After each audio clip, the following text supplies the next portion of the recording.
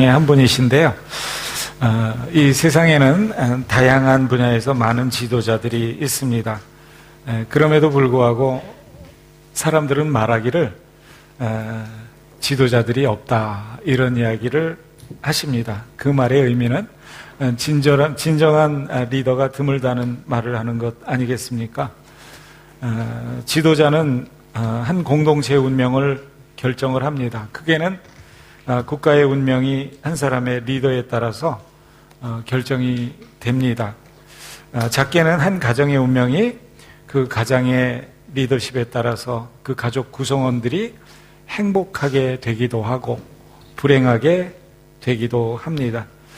여러분이 잘 아시는 히틀러라는 엉뚱한 야심가가 지도자가 되었을 때 독일 민족은 인류에게 큰 해를 끼치는 인류 역사 이래 가장 큰 비극을 만들어내는 그런 민족이 되었습니다. 그리고 얼마 전 이야기지만 후세인이라는 사람이 지도자가 되었을 때 이라크라는 나라는 전쟁에 휘말리게 되었고 초토화가 되어서 아직도 끊임없는 그 가난과 아픔을 경험하고 있는 것을 우리가 잘 압니다. 그러나 또 간디 같은 무저항주의의 그 운동의 창시자라고 볼 수 있는 간디 같은 사람이 인도의 지도자가 되었을 때는 인도라는 나라는 영국의 식민지에서 해방이 되는 그런 축복을 경험하기도 했습니다. 이런 경우는 사실 먼 데서 예를 찾지 않아도 우리 주변에 얼마든지 있는 것 같습니다. 우리 사회는 훌륭한 경제 지도자가 필요하죠. 그러나 이제 진정한 경제 지도자가 없고 장사꾼이나 그저 장사치에 불과한 그런 돈벌이꾼 경제인들이 판을 칠 때에 그 사회는 소망이 사라지게 됩니다. 우리가 세상의 많은 난관들을 가지고 헤치면서 미래를 향해서 가는데 그때 우리는 좋은 정치 지도자들이 필요합니다. 그러나 정치계에도 정치가는 드물고 정치꾼들만 있는 것이 문제일 때가 많이 있습니다. 이런 사람들을 보면 자기의 이권을 따라서 이합 집산하면서 철새처럼 이쪽 저쪽으로 옮겨 다니는 그런 모습을 보게 됩니다. 그저 정치꾼일 뿐인 그런 사람들이 자기의 이익과 야심을 쫓아서 지도자라고 세워져 있기 때문에 그렇습니다. 그런데 여기에서 문제가 되는 것은 이런 사람들을 바라보면서 바르게 생각하고 바르게 판단해야 됨에도 불구하고 이들의 이런 모습에 현혹되어서 부와 내동하는 군중들, 백성들 있다는 것이 또 문제가 됩니다. 그렇게 될 때에 잘못된 지도자와 무지하고 어리석은 군중이 연합되어서 사회는 혼란스러워지고 역사의 현실들은 퇴보를 경험하게 됩니다. 우리는 역사 속에서 그런 것들을 많이 경험을 했습니다. 오늘 본문 말씀을 보면 이런 야심가 한 사람과 무지한 백성이 만날 때 빚어지는 커다란 비극을 기록해 놓고 있는 것이 오늘 본문의 내용인 것을 알 수 있습니다. 오늘날 우리의 삶의 현장에서 이런 비슷한 사건들이 사실 반복해서 일어나고 있습니다. 한국도 그렇고 또 다른 여러 나라가 마찬가지 것을 경험을 합니다. 그때 민중의 삶은 피폐해지고 공동체는 불행과 비극을 경험하게 됩니다. 오늘 본문 말씀을 통해서 우리는 우리 자신이 정말 그러한 데에서 얼마나 면제된 존재인가, 그리고 그런 것들을 바르게 직시하면서 우리의 삶을 하나님의 뜻에 맞게 살아가면서 그 복을 누리는지를 생각해보는 그런 시간을 좀 갖고자 합니다. 오늘 본문 말씀을 세 단락으로 나누어 볼 수가 있는데 먼저 1절에서부터 6절까지를 첫 번째 단락으로 나눌 수가 있습니다. 이 첫 번째 단락에서 우리들에게 주는 교훈의 핵심은 무엇보다도 출발이 중요하다는 것을 이야기합니다. 출발이 중요한데 그 출발이 올바라야 된다는 것을 강조를 하고 있습니다. 우리들이 생각할 때 무슨 실패를 경험하면 뜻밖의 이런 실패를 경험하네? 라고 생각하기가 쉽습니다. 물론 그런 뜻밖의 경우도 없지는 않을 것입니다. 그러나 대부분의 경우는 내가 뿌린 씨앗을 결실하는 것이 오늘의 여러분과 제가 경험하는 실패인 경우가 많지 않을까 하는 생각을 해봅니다. 대부분의 실패한 인생은 그 실패 자체에 있는 것이 아니라 실패를 품고 있는 출발점에서 시작이 되는 것 같습니다. 잘못된 출발의 결과, 그것이 바로 오늘의 실패의 모습이다라고 말할 수 있다는 것입니다.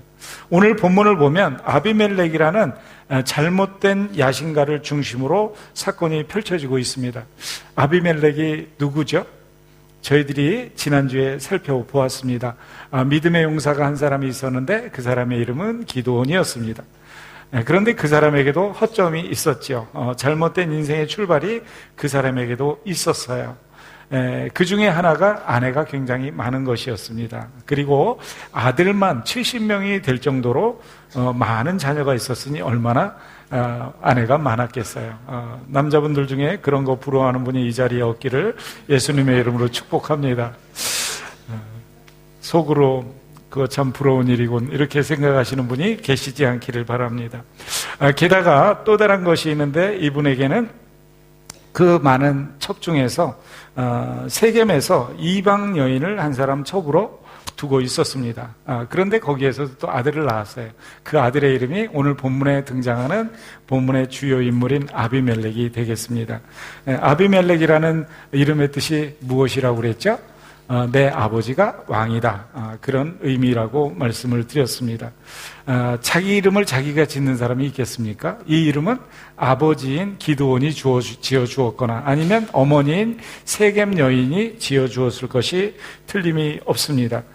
그런데 이제 이 기드온의 이야기를 전체적인 정황을 읽어보면서 살펴보게 되면 아마 이 기드온은 세겜에 가서 산 것은 아니에요. 오늘 본문에 보면 오브라가 그 사람의 집이에요. 그리고 오브라에 여러분 지난주에 보면 에봇까지 금으로 만들어서 그곳에 놓고 사람들이 다 찾아오도록 만들었던 것을 저희가 볼 수 있잖아요. 그래서 아마 이 세겜에 한 번 그저 이렇게 놀러 갔다가 어쩌면 이 여인을 만나고 아기를 낳게 된 것이 아닌가 이렇게 생각을 해볼 수도 있습니다. 그때에 그 홀로 아들을 키워야 되는 이 어머니가 아들을 불쌍히 여기고 그 아이에게 용기를 주기 위해서 내 아버지는 바로 이스라엘의 전쟁 영웅 그리고 왕처럼 위대한 기드온 여룹바벨이 바로 너의 아버지라고 상기를 계속 시켜 주었을 것 같아요. 그래서 그 이름을 아비멜렉, 내 아버지는 왕이시다 이렇게 지어준 것이 아닌가 생각이 됩니다. 여기서 우리가 이 아비멜렉의 처가 세겜이라는 곳을 좀 생각해 볼 필요가 있는데 성경에 보면 창세기 12장에 이 아브라함에게 하나님께서 찾아오셨던 곳이 세겜이에요. 그런데 이 세겜이 또 나중에 창세기 34장을 가면 야곱이 베델에서 하나님 앞에 이렇게 서원을 하게 됩니다. 내가 고향 땅으로 다시 돌아오게 하나님의 인도를 받게 되면 제가 이 베델에서 하나님을 예배하며 살겠습니다 결심을 하는데 그 서원을 해요. 근데 나중에 하나님이 약속을 지키시고 그 기도를 들으셔서 다시 이제 하란 땅에서 돌아오게 합니다. 그런데 이 사람은 자기가 서원했던 이 베델에 가서 살지를 아니하고 머무는 곳이 있는데 바로 그곳이 세겜이라는 땅이에요. 그래서 그곳에서 참 인생 살아가면서 못된 꼴을 만나게 되는데 그게 뭐냐면 하나밖에 없는 무남동녀 막내딸 첫째 딸 디나가 강간을 당하는 사건을 경험합니다. 그때 이 막내딸을 강간했던 그 사람이 바로 이 세겜의 추장의 아들 하몰이라는 사람이에요. 한마디로 이 세겜이라는 그 지역을 살펴보면 가나안 족속의 영향력 이것이 강력하게 이스라엘에게 미쳤던 그런 지역이라고 볼 수가 있습니다.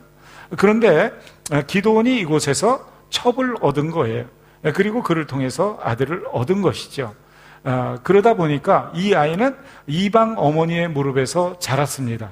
그 말의 의미는 뭐냐면 그 마음에 하나님이 없이 자란 아이가 되었다는 것을 이야기를 해주는 거예요. 말씀드린 대로 기드온은 세겜에 거주하지 않고 오브라입니다.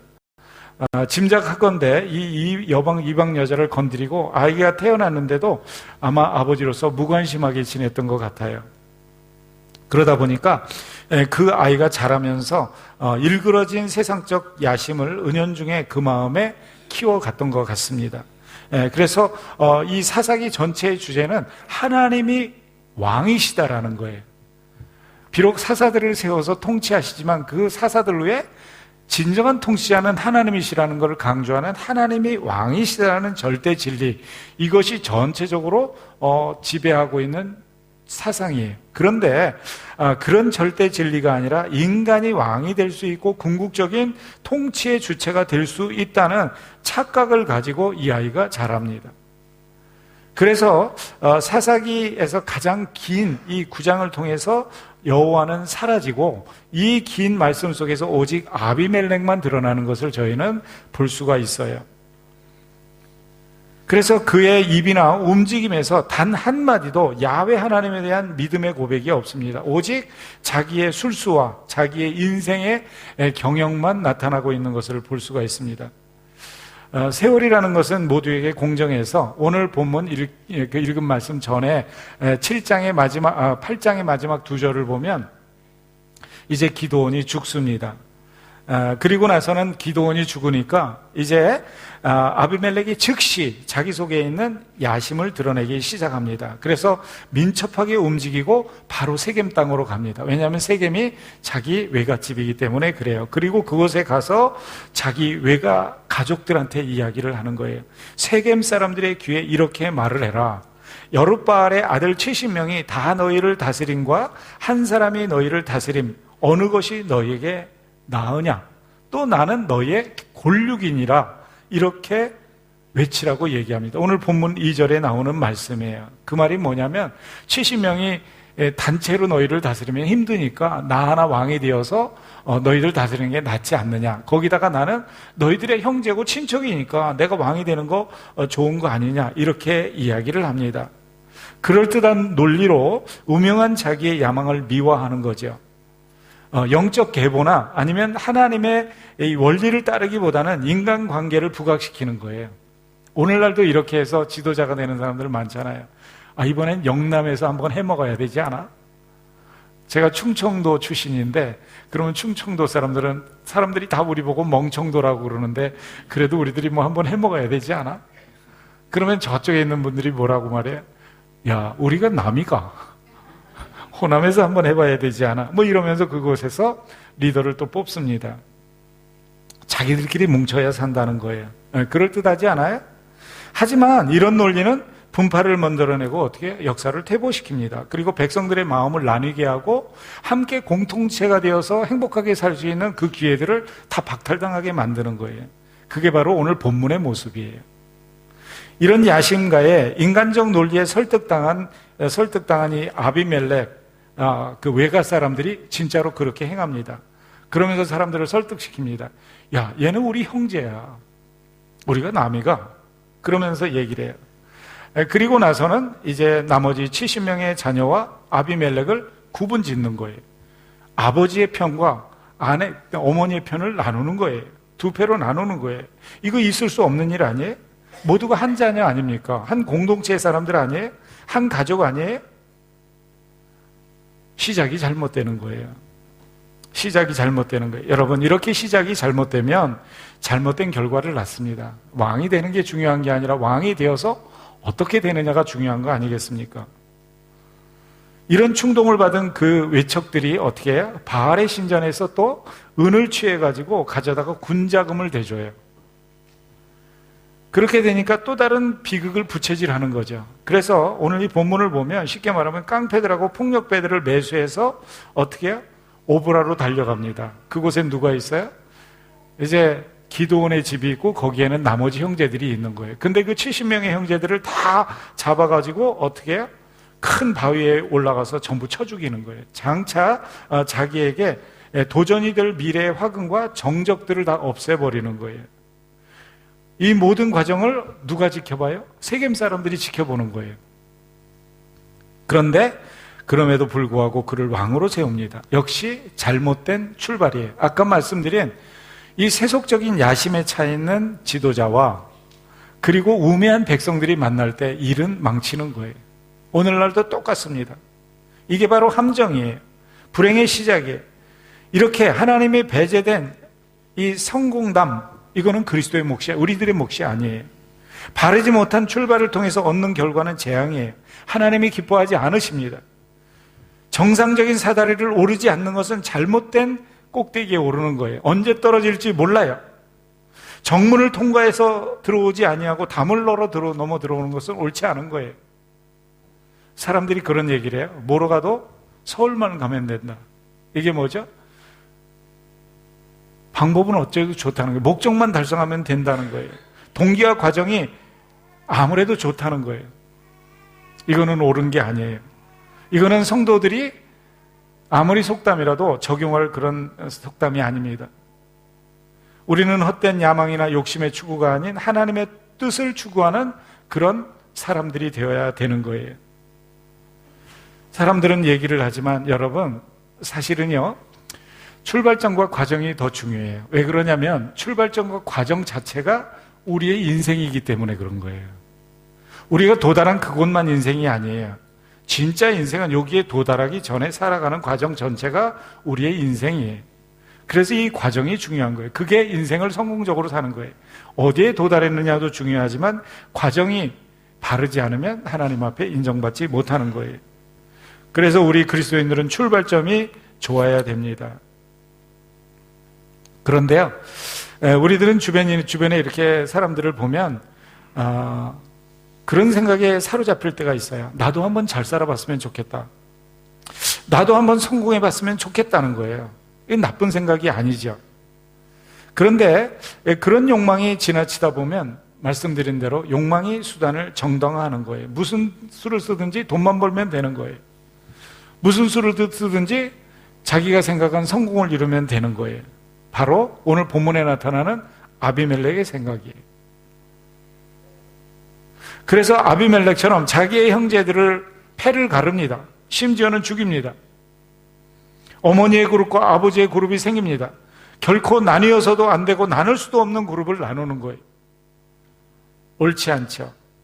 우리는 분명히 기억해야 돼요. 그리스도인들은 수단과 방법을 가리며 사는 사람들이에요. 세상은 뭐라고 그래요? 수단과 방법을 가리지 않고 이기면 돼요. 그러나 우리는 수단과 방법을 가리는 사람들이에요. 하나님의 백성의 삶은 말씀의 원리에 의해서 지배되고 통제되는 삶을 살아가는 거예요. 여러분, 정치 자체가 신앙적인 원리에서 수행될 때 그 사람이 정치를 하는 게 맞는 거예요. 여러분, 경제의 논리하고 신앙 논리가 따로 노는 거 아니에요. 여러분이 경제 속으로 들어와서 경제 활동을 할 때 여러분의 신앙이 그곳에서 표출되면서 경제 활동이 이루어질 때 여러분은 성도예요. 여러분이 세상에서 지도자가 되어지고 정치를 할 때 그곳에서 여러분이 가지고 있는 이 신앙의 원리가 적용이 될 때 여러분은 그리스도인이에요. 이게 분리되기 때문에 우리들은 언제든지 종국에는 실패를 경험하는 거예요. 쉽지 않죠. 오늘 이 본문을 보면 오브라의 대량 학살 사건의 유일한 생존자가 한 사람이 있습니다. 이게 두 번째 핵심이에요. 용기 있는 창조적 소수가 되는 거 이거 쉽지가 않습니다. 기드온의 막내 아들 요담이라는 한 사람이 살아남습니다. 어떻게 살아남았는지는 오늘 본문에서 이야기를 하지 않아요. 근데 자기 홀로 살아남았어요. 도와줄 사람이라고는 아무도 없어요. 군사력도 없고요. 따르는 백성도 없어요. 그런데 오늘 본문을 보면 이 요담이라는 사람은 자기를 위험에 노출시키고 틀린 것을 틀리다고 말을 해요. 어리석은 것을 어리석다고 말을 해요. 요즘 우리 시대는 좀 이상해지지 않았습니까? 아무리 상대가 옳지 않아도요, 목사님, 그 사람한테 그 얘기하면 안 됩니다, 얘기해요. 왜 그러죠? 시험 든다는 거예요. 틀린 거를 틀리다고 말하면 시험 들어서 교회 안 온다는 거예요. 세상이 그렇게 변했어요. 너무 어리석은 거 아니에요? 누가 이야기하면은요, 조언을 구해놓고도 자기 의견대로 가요. 그 조언이 옳은데도. 얼마나 어리석어요. 그렇게 사람들이 변하는 모습을 보면서 제 모습을 또 생각을 해보게 돼요. 겁이 나요. 와, 내가 이런 사람이 되었구나. 물론 아무에게나 아무 말이나 해서는 안 되겠지만 말할 수 있는 위치나 관계에 있는 사람도 그렇게 하면 안 된다는 거예요. 상처를 입는다는 거예요. 저도 그런 소리를 듣고 싶어 하지 않아요. 그렇지만 정말 아픈 마음으로 들어야 될 때가 있어요. 그런데 말하기를 두려워하는 세상이 됐어요. 적당히 놓아두고 사는 거예요. 골마 터지는 걸 뻔히 보면서, 썩어가는 걸 보면서, 그 사람이 망해가는 걸 보면서 당신 그렇게 하면 망해요. 그렇게 얘기를 하면은요, 상처 입었다는 거예요. 그런데 오늘 이 본문을 보면 요담은 그러지 않았어요. 개인적으로 손해를 보게 되고 위태롭게 되어도 옳은 것을 위해서 숨지 않는 존재, 오늘 본문에 보면 요담이 그런 사람이에요. 필요한 경우에는 위기에 자기를 노출시키는 영적인 용기와 담대함을 가질 필요가 있는 거예요. 옳지 않은 것을 지적하고 바른 것을 외칠 때가 있어야 되는 거예요. 세상에서 왕따가 되어지고 그래도 빛을 발해야 될 때가 있는 거예요. 그게 우리의 소금의 역할이고 빛의 역할이에요. 세상이 다 어두워도 우리는 비추어야 돼요. 세상이 다 부패하고 썩어가도 우리는 썩는 것을 썩는다고 말을 할 수가 있어야 되는 거예요. 그래서 거룩한 왕따가 되면 그 사람은 어떻게 해요? 하나님의 인물인 거예요. 하나님에게 사용되는 거예요. 이것도 저것도 아닌 이때가 문제가 되는 거예요. 옳은 것을 위해서 그리스도인으로서 말을 하지 않는 것, 이게 문제예요. 그때 우리는 비겁한 은둔자가 되는 거예요. 비겁한 기회주의자가 되는 거예요. 그런 거 인정하고 싶지 않죠. 좋은 게 좋은 것 같죠. 목사님들이 설교하는 게 참 두려운 시절이 왔어요. 설교를 엉덩이를 긁어주어서 기분이 좋게 하듯이 그렇게 해야 된다는 거예요. 틀린 거 말을 하면 안 된다는 거예요. 오늘 이 본문을 보면 요담이 우화를 들어서 그런 것들을 지적하는 것을 볼 수 있어요. 바로 가시나무 왕의 이야기예요. 우화의 내용은 이렇습니다. 나무들이 나무들에게 요청을 하는 거예요. 왕이 필요했기 때문에 감람나무한테 갑니다. 올리브 나무예요. 우리 왕이 되어줄 수 있겠는가? 묻습니다. 그때 감람나무가 이야기를 하는 거예요. 나의 기름은 하나님과 사람을 영화롭게 하나니 내가 어찌 그것을 버리고 가서 나무들 위해서 왕이 되어서 우쭐대겠느냐. 10절이에요. 거절을 합니다. 그러자 나무들이 무화과 나무한테 달려갑니다. 야, 너희 우리의 왕이 되어줬으면 좋겠다. 그랬더니 무화과 나무가 얘기를 하는 거예요. 야, 나의 단 것, 나의 아름다운 실과를 내가 어찌 버리고 가서 나무들 위해서 우쭐대겠느냐. 못하겠다. 거절합니다. 이번에는 포도나무한테 갑니다. 우리의 왕이 되어줄 수 있겠는가? 하나님과 사람을 기쁘게 하는 내 포도주를 어찌 버리고 가서 나무들 위해서 우쭐대겠는가? 거절을 하는 거예요. 오늘 본문 8절에서 14절의 내용입니다. 모두가 자기의 본분을 잘 이해하고 있는 거죠. 자기의 분수를 알고 있는 거예요. 자기에게 주어진 역할을 잘 파악하고 있는 거예요. 하나님이 무엇을 원하는지를 잘 이해하고 있는 거예요. 자기 속에 있는 DNA를 알고 있고 달란트를 알고 있는 거예요. 이게 너무나 중요하죠. 이런 일로 인해서 판단이 그르쳐서 망신당하는 사람들이 많이 있습니다. 오늘 본문을 보면 나무들이 이렇게 이제 모두가 거절을 하니까 이제 가시나무한테 이야기를 합니다. 우리의 왕이 되어주겠는가? 그랬더니 가시나무가 이야기하는 거예요. 너희가 참으로 내게 기름을 부어서 너희의 왕으로 삼겠거든 와서 내 그늘에 피해라. 그리하지 아니하면 불이 가시나무에서 나와서 레바논의 백향목을 사르리라. 오늘 본문 15절이에요. 어리석은 나무들과 어리석은 가시나무. 오늘 본문을 보면 야심에 차 있는 지도자와 그 야심을 잊지 못하는 어리석은 백성들의 연합이에요. 어리석은 세겜 백성들과 어리석은 아비멜렉을 비유하는 거예요. 잘못된 야망을 가진 어리석은 지도자와 우매한 백성이 만날 때 공동체는 불행하게 되는 거예요. 출발이 잘못된 거죠. 이들의 왕은 이미 누구예요? 여호와 하나님이에요. 사람이 아니에요.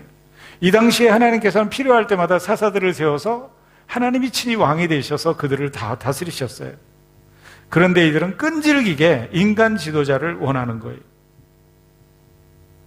우리가 여기에서 교훈을 얻을 수 있죠.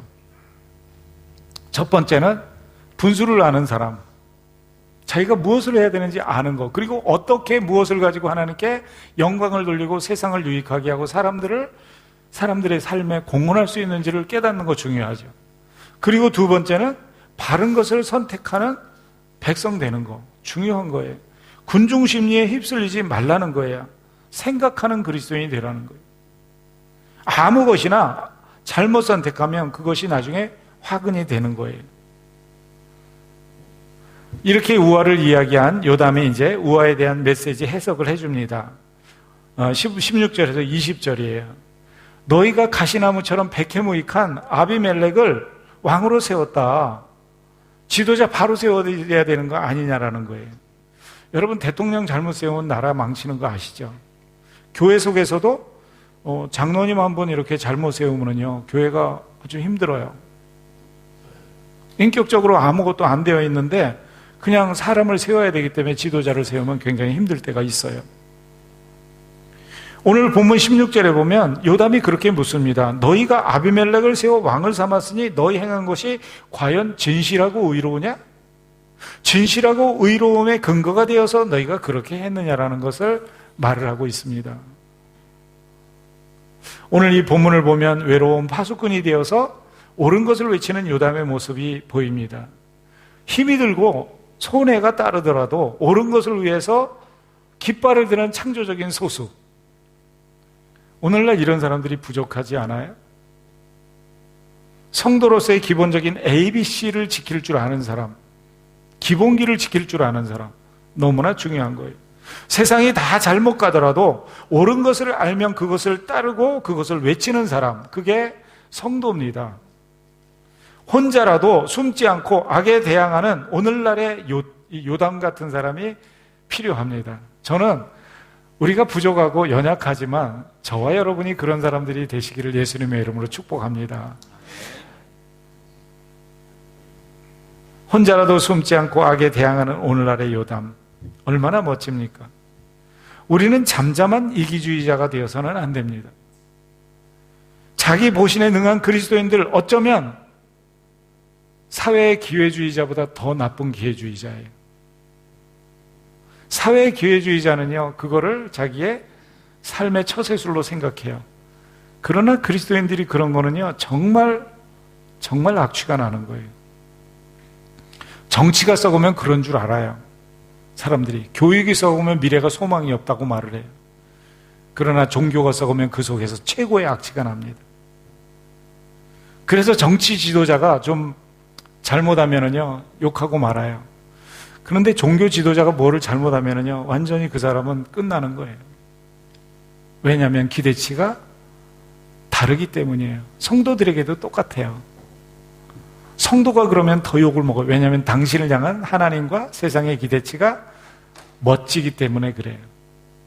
그 멋진 데에 조그만 먼지만 끼어도 크게 보이기 때문에 그런 거예요. 오늘 이 본문을 보면 하나님의 배제된 의가 나타나고 있어요. 이 오늘 본문을 보면 이 나무들의 이야기 속에 하나님을 이야기는 하고 있지만 요담이 이 기드온이 경험했던 하나님을 경험한 흔적이 없어요. 그러다 보니까 미디안 압제 속에서 이스라엘을 구원하신 그 하나님이 드러나지 않고 있어요. 요담이 그럴듯하게 논리를 펴고 있지만 이 속에 하나님의 역사함이 없어요. 이게 이스라엘을 피폐하게 만드는 거예요. 두 번째 단락에서 이야기하는 거예요. 그리고 마지막으로 드러나는 게 오늘 본문에 나타나는 아비멜렉 가시나무 왕이에요. 자기 본분을 모르고 하나님이 빠져있는 인생, 결국 무가치한 존재가 될 수밖에 없습니다. 억지로 이스라엘 공동체의 지도자가 되었지만 하나님의 사람은 아니에요. 지도자는 아니에요.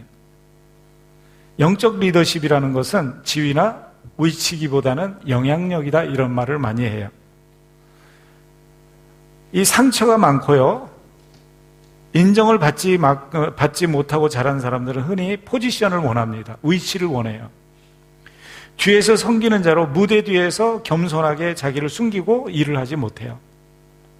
앞에 나서야 되고 눈에 띄는 자리에 자기를 세워주지 않으면 못 견뎌요. 그래서 이 성도님들도 이렇게 보면 교민사회에서 이런 상처가 많고 어릴 때 인정을 못 받은 사람은 교회에 가서 자기를 드러나는 자리에 세워주지 않으면 끊임없이 이렇게 옮겨 다녀요. 불행한 거죠. 그리고 조그만 데서라도 자기가 드러나는 곳에서 뭐를 하려고 그래요. 그래서 하시는 분들이 예배하러 교회에 오는 것이 아니라 제가 뭐 할 일이 없고 이 교회는 더 이상 필요가 없는 것 같아요. 이런 말을 하셔요. 너는 여기 오셔서 예배하러 오시는 거죠, 기본적으로. 그리고 예배에서 공동체 속의 일원이 되어지면 당신이 할 일은 자동으로 발견이 돼요. 그것이 무엇이 되었든지. 사역을 찾으러 오는 게 아니에요, 우리들은. 우리는 예배하러 오는 거예요. 근데 예배 중에 하나님이 감동하시고 우리 속에 있는 그 달란트들을 오늘 본문에 나타나는 무화과처럼, 포도나무처럼, 올리브나무처럼 하나님께서 쓰시면 그 열매를 맺는 거, 이게 사역이에요. 좋은 지도자는 먼저 좋은 조력자가 될 줄 알아야 되죠. 심리학자들의 연구에 따르면요, 어려서 부모님의 사랑을 받지 못했거나 학대를 당한 사람은, 또 인정받지 못하고 자란 사람들은요, 이 자기의 망가진 자존감을 되찾는 방법으로 리더의 자리에 오르고 싶어 한대요. 사람들 앞에 보이는 자리에서 뭐를 하고 싶어 하는 경향이 있다고 그래요. 물론 그렇게 해서 좋은 지도자들이 되는 경우가 많이 있습니다. 그러나 그런 경우에 자칫 잘못하면 탐욕을 추구하게 되고 스스로 인생을 파멸로 이끄는 그런 경우가 또 많다고 그래요. 우리들이 조심해야죠. 오늘 본문을 보면 제가 볼 때 이 아비멜렉의 인생이 그런 인생이 아닌가 생각이 됩니다. 23절을 한번 보십시오. 하나님께서 어떻게 해요? 아비멜렉과 세겜 사람 사이에 악한 영을 하나님이 보내세요. 그래서 아비멜렉에게 정치 자금까지 대주면서 아비멜렉을 왕으로 추대했던 그 사람들이 바로 아비멜렉을 다시 배반하는 주체 세력이 됩니다. 나중에 이제 저희들이 뒤에 말씀을 계속 읽어가노라면 가알이라는 사람이 등장을 해요. 이 새로운 사람이 등장을 해서 이 세겜 사람들을 충동질을 하면서 아비멜렉을 대적하게 하는데 무엇라고 말씀하시는지 아세요? 28절에 보면 이렇게 얘기를 해요. 에벳의 아들 가알이 가로되 아비멜렉이 누구냐 도대체? 세겜은 누구냐? 우리가 아비멜렉을 왜 섬기냐? 그가 여룻바알 기드온의 아들이 아니냐? 그 장관은 수불이 아니냐? 차라리 세겜의 아비 하몰의 후손을 섬길 것이다. 쟤는 지금 하프만 이 세겜 사람이고 반은 어디에? 기드온의 아들이잖아. 그러니까 진짜 우리 세겜 사람이 아니라는 거예요. 그래서 하몰의 후손을 섬기자. 아까 그 디나를 강간했던 그 하몰의 추장의 후손들을 섬기자는 거예요. 우리가 왜 저 이상하게 딴 데서 굴러온 그 사람을 섬기느냐라고 말을 해요. 여러분, 이거 어디서 많이 듣던 말투 아니에요? 예, 그래요. 아비멜렉이 세겜 사람들을 충동질할 때 사용했던 그 용어예요. 그 설득의 방법이에요. 여러분, 악은 반드시 악을 부릅니다. 부정은 또 다른 부정을 낳습니다. 불의는 또 다른 불의를 촉발시킵니다. 이게 바로 가시나무 왕의 비극이에요. 아비멜렉의 최후는 비참하게 되는 거죠.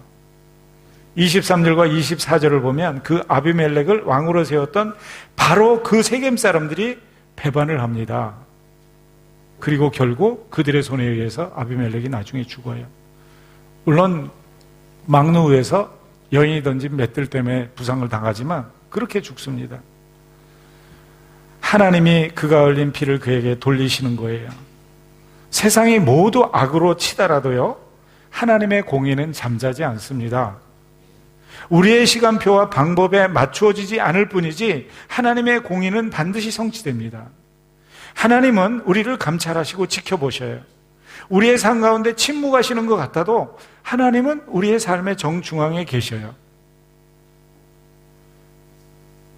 우리가 그분을 왕으로 인정을 안 하고 내 속에는 좋은 대로 행하고 마음대로 인생을 아비멜렉처럼 살아도 하나님은 내 인생을 주관하셔요. 스스로 왕이 되거나 세상에 그 누구를 왕처럼 떠받들고 그럴듯한 무리를 지어서 다니고 살아간다 하더라도 하나님은 여전히 그 모든 사람의 왕이세요. 어떤 한 사람이 하나님을 인정하지 않아도 그 사람도 하나님의 손 안에 있어요.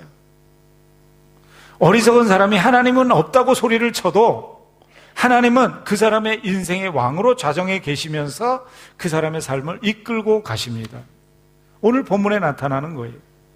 그러므로 어떻게 해요? 우리 모두는 내 속에 있는 가시나무 왕의 욕망을 잘 다스릴 줄 알아야 돼요. 스스로 인생의 주인이나 왕이 되려고 해서도 안 되고 하나님 외에 다른 그 어떤 것을 왕으로 섬기는 이런 사람이 되어서도 안 되는 거예요. 오늘 말씀이 이런 내용인데 한번 결론을 한번 내려보도록 하겠습니다. 예전에 냉장고 판매하는 회사에서 그런 광고를 하더라고요. 한 번의 선택이 평생을 좌우한대요. 그 냉장고 굉장히 튼튼한가 봐요. 평생 동안 쓸 수 있다고 그러니까. 이런 그 기계 하나 파는데도, 그 선택하는데도 그렇게 신중하게 해서 평생을 좌우하면서 거기에 김치를 넣고 먹고 그렇게 쓰는데, 여러분, 내 인생의 왕을 결정하는데 그렇게 함부로 결정할 수 있습니까? 여러분과 저의 이 한 번의 선택이 우리의 평생을 좌우합니다. 여러분들의 왕이 누구십니까? 누구를 왕으로 선택하고 싶으십니까? 우리는 예수 그리스도, 야훼 하나님을 왕으로 삼으신 왕의 자녀들인 것을 저는 믿습니다. 이 왕을 선택하셨으면 그분에게 신하의 도리를 분명하게 하십시오. 왕이 왕 되시도록 모시십시오. 여러분들과 제가 하는 일은요, 그 왕을 대부분이 종으로 삼아요. 요새 알라딘이라는 영화가 굉장히 히트를 친 거로 알고 있는데요. 여러분, 하나님 필요할 때 종처럼 부리지 않아요? 주여! 들어주십시오. 막 하나님 팔을 비트는 거예요. 이거 안 들어주면 하나님 아닌 것처럼. 여러분이 하나님을 예배하고 그분을 왕으로 높여드리는 그 예배자입니까? 아니면 그분을 이용하는 여러분의 축복을 날라오는 진리로 삼고 계십니까? 우리가 그분을 왕으로 삼았다는 의미가 무엇입니까? 예배를 드리면서 내가 기분이 좋아야 좋은 예배입니까? 그분이 받으시는 예배가 진짜 예배입니까? 여러분이 오셔서 위로를 받는 것이 중요합니까? 그분께서 영광을 거두시는 게 중요합니까? 찬양을 드리면서 내가 눈물을 흘리면 내가 감격을 하고 예배를 잘 드린 것이고, 그분께서 내가 드리는 찬양, 부족하고 목소리도 이상하고 박자도 틀리지만 내 영혼이 드려지는 그 찬양 속에 하나님이 그 찬양을 받으셨다는 그 감격에 사로잡히는 것, 어느 것이 더 중요합니까? 여러분, 우리의 왕 되시는 그분을 진짜 왕으로 모시는 여러분 되시기를 예수님의 이름으로 축복합니다. 그리고 두 번째, 간단하게 말씀드리면, 스스로 지도자가 되려고 할 필요가 없어요. 우리 하나님께서는 어떻게 해요? 주 앞에 겸손하라 떼게 되면 그분께서 높이셔요. 이게 지도자예요. 높여서 높임받는 게 지도자예요. 스스로 사다리 타고 올라가서 앉아 있어서 그 자리에서 나를 높여달라고 그러는 게 지도자가 아닌 것 같습니다. 오늘 이 본문에 보면 스스로 종의 자리로 내려갈 줄 아는 새 나무를 저희한테 보여줍니다.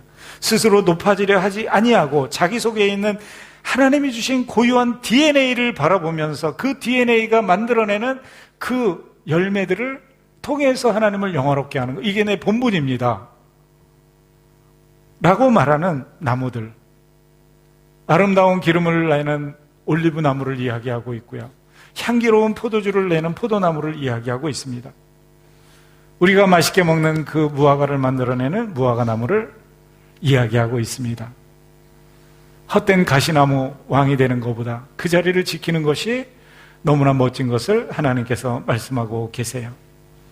비극의 가시나무 왕이 되는 것을 우리가 꿈꾸지 아니하고 우리에게 주어진 달란트와 우리에게 주어진 DNA를 사용해서 하나님을 영화롭게 하고 또 주변을 유익하게 하는 여러분 모두가 되시기를 예수님의 이름으로 부탁을 드립니다.